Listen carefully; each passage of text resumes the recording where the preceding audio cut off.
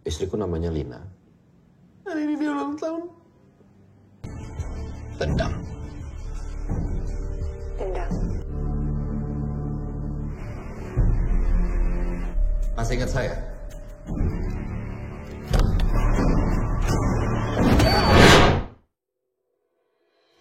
Assalamualaikum warahmatullahi wabarakatuh. Kembali dengan gua Jarot di channel Refocus. Gimana puasanya, lancar apa menggodain terus? Semoga lancar-lancar saja ya. Oke, sebelum buka puasa kali ini saya ingin membahas sebuah film dari Indonesia yang cukup seru dan juga epic cuy. Film ini berjudul Berbalas Kejam. Film ini mengisahkan tentang seorang pria introvert yang hidupnya itu sangat bahagia bersama istri dan anaknya. Tetapi di suatu hari dia harus mengalami kejadian mengerikan sekali, di mana istri dan anaknya dibunuh sadis oleh seorang psikopat. Dan si psikopat itu diperankan oleh Baim Wong coy. Kejadian itu membuatnya trauma sehingga ia pun berambisi akan balas dendam kepada psikopat itu. Akankah dia berhasil menemukan pembunuhnya? Oke, sebelum lanjut, seperti biasa siapkan dulu udut kopainya sebelum buka puasa nanti. Kita gaskun.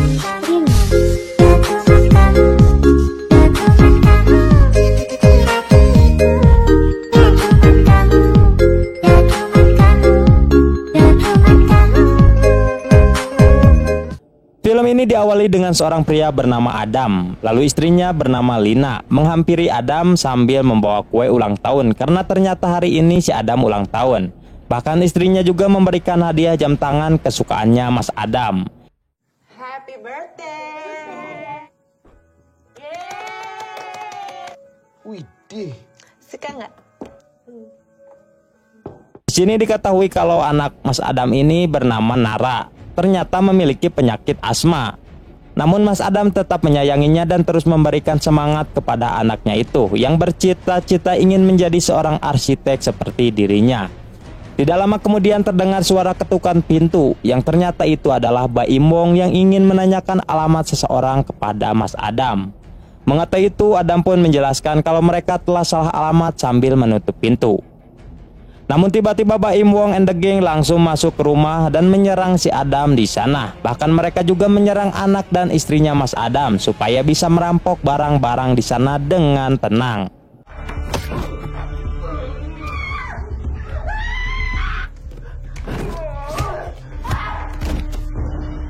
Di sisi lain temannya Baim sedang membekap Nara hingga kehabisan napas. Akibat hal itulah Nara pun tidak sengaja meninggal karena penyakit asmanya kambuh. Melihat hal itu, Baim and the gang merasa panik karena mereka tidak berniat untuk membunuh dalam misi perampokan ini. Namun tiba-tiba Lina menyerang mata Baim hingga pecah. Mengetahui itu, Baim pun tidak terima dan langsung membunuh Lina di sana. Lalu Adam yang melihat kejadian itu hanya bisa menangis sesegukan karena ia tidak bisa melakukan apa-apa akibat tangannya yang terikat.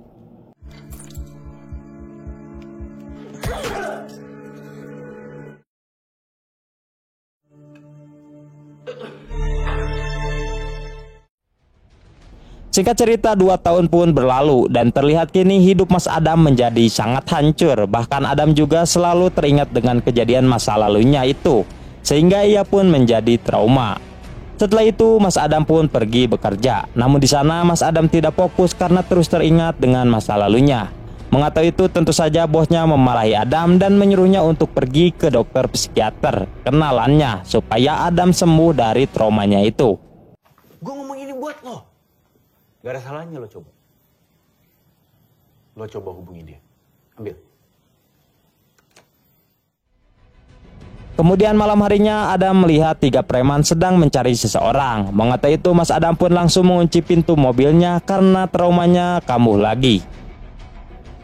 Keesokan harinya Adam pun menemui dokter psikiater yang telah disarankan oleh bosnya itu. Dan dokter itu bernama Amanda.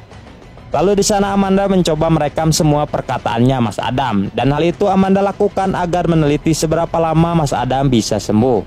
Di sini ternyata bosnya Adam telah menceritakan semuanya kepada Amanda. Maka dari itulah Amanda pun tetap santuy ketika melihat gerak-gerik Mas Adam yang sangat mencurigakan dan aneh.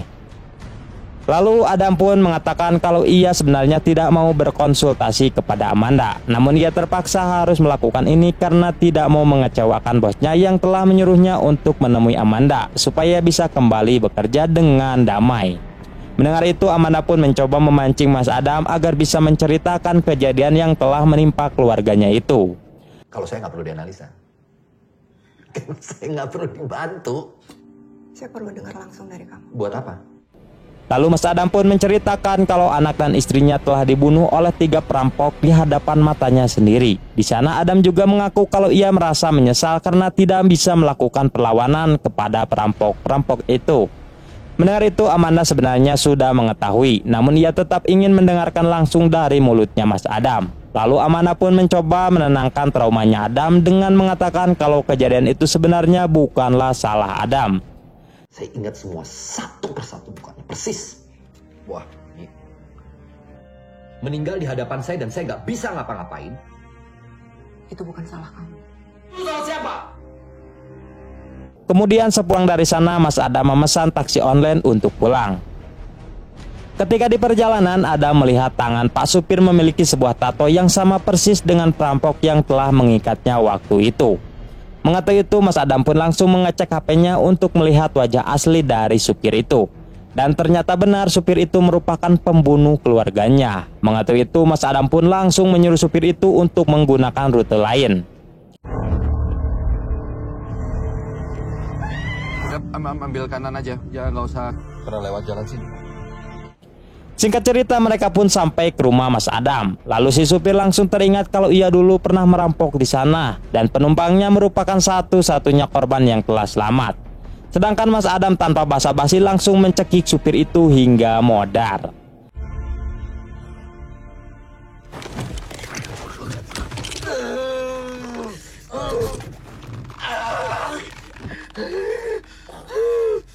Setelah selesai membunuh, Adam langsung menaruh mayatnya di kursi belakang sambil membawanya ke suatu tempat. Ketika mengendarai mobil, Adam dihantui rasa bersalah karena telah melakukan pembunuhan itu.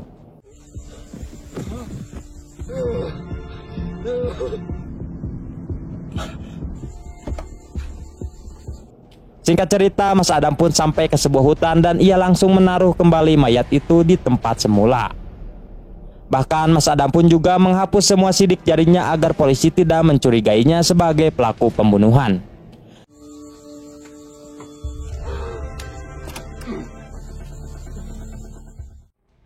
Lalu Adam pun pergi ke Indomaret untuk membeli makanan. Namun tanpa sengaja ia bertemu dengan Amanda di sana yang langsung mengajaknya untuk ngobrol santuy. Kemudian sepulang dari sana, Mas Adam melihat lagi para reman yang sedang merampok di sana. Melihat itu ternyata semua pengemudi di sana sangat acuh dan tidak memperdulikannya. Namun berbeda dengan Mas Adam yang langsung menghampiri dan menghajar mereka semua.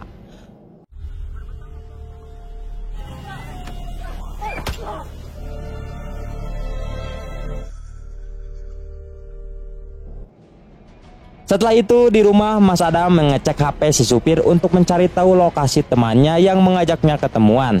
Yang ternyata Adam berhasil menemukannya.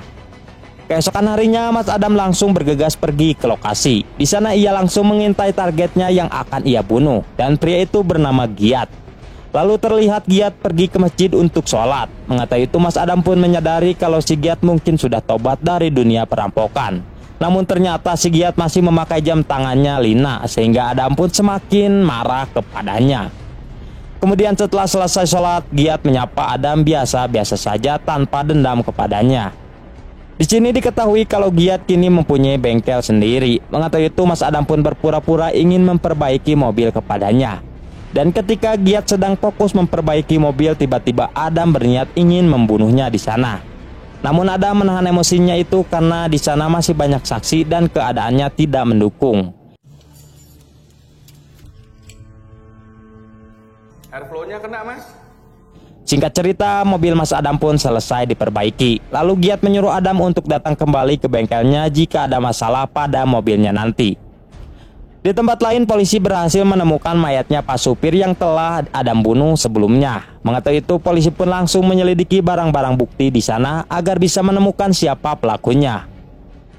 Kembali lagi kepada Adam yang pergi menemui Amanda karena ingin berkonsultasi lagi mengenai traumanya.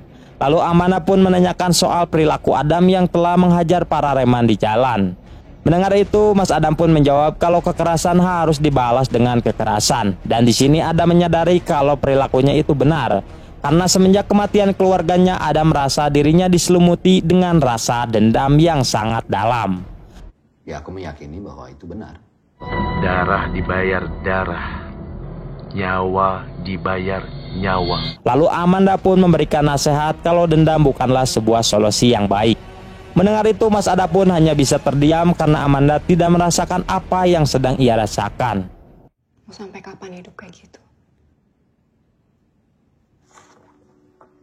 Kemudian malam harinya terlihat ada berita di TV yang sedang menyiarkan tentang penemuan mayat Pak supir taksi. Namun di sini polisi mengatakan kalau pelakunya masih belum ditemukan karena kurangnya barang bukti dan tidak ada saksi. Kemudian scene berpindah ke kantor polisi. Di sini terungkap fakta kalau Pak supir taksi yang telah meninggal itu ternyata merupakan buronan yang sudah lama polisi incar karena terlibat dengan kasus perampokan, narkoba, dan lain-lain. Namun tetap saja polisi akan terus mencari siapa pelaku pembunuhannya dengan cara menyelidiki riwayat penumpang terakhir yang pernah memesannya. Curanmor, perampokan, narkoba. Daftar 3 penumpang terakhirnya siapa? Oke. Kembali lagi kepada Mas Adam yang sedang berkonsultasi lagi dengan Amanda. Di sini Amanda menyuruh Adam untuk menceritakan momen-momen bahagia ketika bersama keluarganya. Lalu Adam pun menceritakan tentang Nara yang merupakan anaknya yang masih berumur 8 tahun. Dan kebetulan pada hari ini Nara berulang tahun yang ke-10. Sedangkan istrinya yang bernama Lina merupakan orang yang selalu ceria dan bahagia ketika bersama Nara. Istriku namanya Lina. Hari ini dia ulang tahun. Setelah selesai menceritakan itu, Mas Adam pun menangis sambil mengaku kalau ia sekarang tidak mempunyai tujuan hidup lagi. Kemudian sepulang dari sana, Adam pun langsung pergi ke bengkelnya Giat karena ingin balas dendam kepadanya. Namun sebelum itu, Adam pun menyuruh Giat untuk mengingat kejadian 2 tahun yang lalu yang pernah ia lakukan kepada keluarganya. Mendengar itu, Giat pun langsung meminta maaf karena ia menyesal telah membunuh keluarganya Mas Adam. Bahkan ia juga tidak berniat untuk membunuh keluarganya ketika melakukan perampokan itu. Namun tiba-tiba si Giat langsung menyerang Adam menggunakan kunci Inggris. Mengetahui itu, Adam pun tentu saja marah dan langsung balik menyerangnya sehingga terjadilah baku hantam di sana.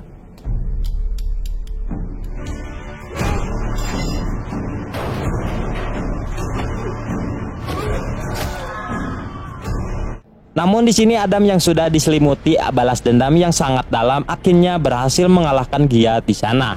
Lalu Adam pun mengikatnya dan langsung menyiksanya dengan cara mencabut kuku-kukunya satu persatu. Sadis. Bahkan Adam juga memasukkan sebuah selang ke dalam knalpot mobil agar si Giat bisa merasakan penderitaan anaknya. Hingga akhirnya Giat pun modar.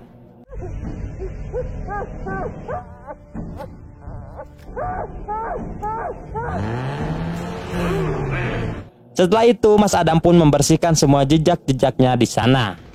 Keesokan harinya, Mas Adam merasa lega dan melihat istrinya yang mengucapkan terima kasih kepada Adam karena telah membalaskan dendamnya.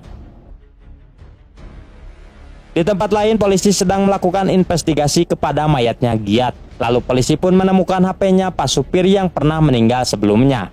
Di HP itu terdapat foto si supir dan Giat yang sedang bersama-sama. Mengetahui itu, polisi pun menyadari kalau kematian mereka berdua pasti berhubungan satu sama lain. Kembali lagi kepada Mas Adam yang sedang memohon kepada bosnya untuk diizinkan lagi bekerja karena ia merasa dirinya sudah sembuh. Mendengar itu, bosnya pun langsung mengizinkannya dan ternyata benar, kali ini Adam mulai bisa bekerja dengan serius dan fokus. Kemudian malam harinya Mas Adam menemui dokter Amanda karena ia ingin meminta maaf atas perilakunya yang suka marah-marah ketika berkonsultasi kepadanya. Bahkan ia juga menceritakan kalau ia tidak mau dihantui lagi dengan masa lalunya. Mendengar itu, Amanda pun menceritakan kalau ia sebenarnya mempunyai trauma juga. Yang dimana dulu ketika umur 13 tahun kedua orang tua Amanda meninggal akibat kecelakaan dan hanya ia sendiri yang selamat. Dan semenjak kejadian itu, kini Amanda hanya hidup dengan kakaknya dan harus berpindah-pindah kota karena kakaknya yang sibuk untuk bekerja. Mendengar itu, Mas Adam pun mengajak Amanda untuk jalan-jalan bareng. Dan dari sinilah mereka pun mulai jatuh cinta dan cecelepotan di sana. Kemudian pagi harinya mereka berdua pun berpisah karena Amanda harus menemui pasiennya yang ingin berkonsultasi. Begitu juga dengan Adam yang harus pergi ke kantor karena ia harus bekerja. Namun tiba-tiba Mas Adam terkejut karena dua orang polisi datang dan ingin menginterogasinya. Lalu polisi itu pun menjelaskan tentang supir taksi online yang membuat mereka curiga kepada Adam. Karena sebelum kematiannya, riwayat GPS si supir berada di rumahnya Adam. Mendengar itu, Mas Adam pun pura-pura tidak kenal dengan supir taksi online itu. Bapak kenal dengan yang namanya Frankie Tambah? Saya nggak tahu. Di sini polisi pun tidak menyerah dan mengatakan kalau mereka juga menemukan HP di kematian Giat yang merupakan pemilik bengkel. Mendengar itu, Adam pun dengan santuy mengatakan kalau ia juga tidak kenal dengan Giat. Hingga akhirnya polisi pun menyerah dan pergi dari sana sambil meninggalkan kartu namanya kepada Mas Adam. Namun sebelum pergi, polisi tidak sengaja menemukan kartu nama Giat di dalam mobil. Udah lumayan rewel ini mesinnya. Mobil seperti ini asal dibawa ke bengkel yang ngerti dia pasti aman. Kemudian malam harinya Mas Adam membersihkan semua barang bukti yang berkaitan dengan aksinya ketika membunuh. Dan hal itu ia lakukan karena dirinya sudah mulai dicurigai oleh polisi. Pada pagi harinya Adam menemui Amanda lagi di rumahnya. Namun tiba-tiba ia terkejut karena ternyata kakaknya Amanda adalah Mbak Imbong yang merupakan pembunuh keluarganya. Tapi di sini Mbak Imbong tidak mengenali Mas Adam karena ia sudah lupa dengan kejadian itu.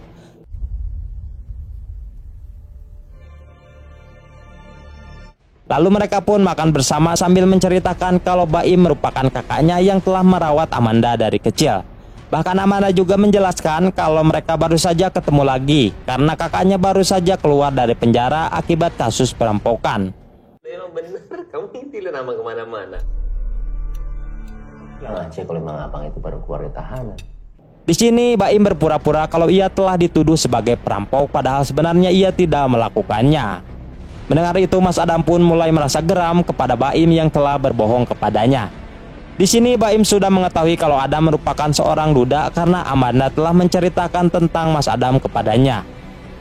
Mengetahui itu, ia pun menanyakan mengapa istrinya bisa meninggal. Lalu Adam pun menjawab kalau istrinya meninggal karena sakit keras. Di sini Mas Adam pun mulai tidak tahan menahan emosinya dan ia pun memutuskan untuk berpamitan pulang kepada Baim. Sakit banget keras. Ya, nggak mau dihabisin dulu. Enggak. Kemudian siang harinya polisi mendatangi Amanda karena ingin menanyakan soal Mas Adam yang merupakan pasiennya. Bahkan polisi juga mengatakan kalau Adam mungkin terlibat dengan 2 kasus pembunuhan yang sedang polisi selidiki saat ini. Di sini polisi juga menyimpulkan kalau Adam telah melakukan balas dendam kepada 2 korban itu karena mereka berdua merupakan seorang pelaku yang telah membunuh istri dan anaknya Adam. Mendengar itu, Amanda pun tidak mau memberitahukan tentang pasiennya karena ia tidak mau melanggar kode etik tentang balik lagi ke Apa hubungannya sama Adam? Kan udah salah satu pasien saya sebagai pembunuh. Sekarang informasi apa yang dokter bisa kasih ke kita? Sedangkan Amanda sedang mendengar rekaman suara ketika Adam berkonsultasi kepadanya. Lalu di sana ia pun menyimpulkan poin-poin dari perkataannya Adam, yang ternyata benar Adam ingin melakukan balas dendam kepada pembunuh keluarganya itu. Hingga akhirnya Amanda pun menyadari kalau Adam sedang mengincar pelaku yang ketiga, yaitu Baim yang merupakan kakaknya sendiri. Dendam. Anak saya dibekap sampai nafasnya habis. Di tempat lain Mas Adam sudah ternyata Baim sudah menunggu kedatangannya karena ia telah mengetahui kalau Adam merupakan korbannya yang telah ia rampok. Namun di sini Baim mengatakan kalau ia sudah insaf dan tobat karena sebentar lagi mau lebaran cuy. Mendengar itu Adam pun tidak peduli karena ia hanya ingin Baim mokat seperti keluarganya dulu. Udah lama gue nungguin lu. Hidup gue yang beda. Setelah itu Baim pun mencukur rambutnya sampai botak agar dirinya terlihat seperti pertemuan pertamanya bersama Adam. Mengetahui itu Adam pun mulai marah sambil menodongkan pistol kepada Baim. Namun di sini Baim tidak takut sama sekali dan malah menasehatinya dengan mengatakan kalau Adam berani membunuhnya demi balas dendam maka itu tidak ada gunanya karena seperti menggali 2 lubang yang sama. Mendingan sekarang lu pulang. Ini yang lu mau. Dan pertarungan pun tidak bisa dihindari di sana.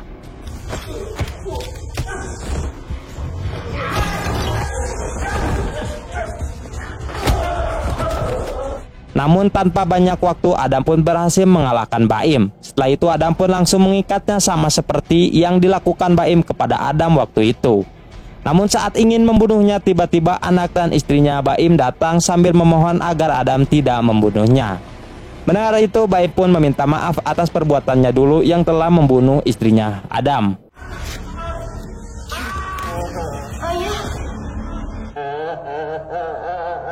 Itu anak sama istriku.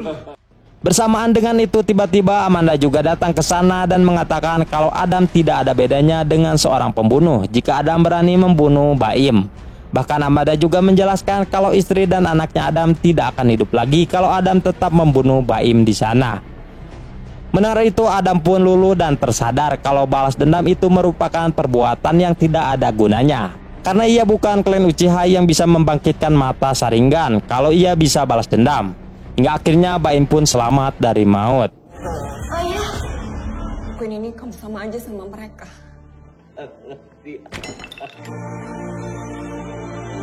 Tidak lama kemudian polisi pun datang karena ingin menangkap Adam dan juga Baim. Mengetahui itu, Adam pun menyerahkan diri kepada polisi karena ia telah melakukan pembunuhan.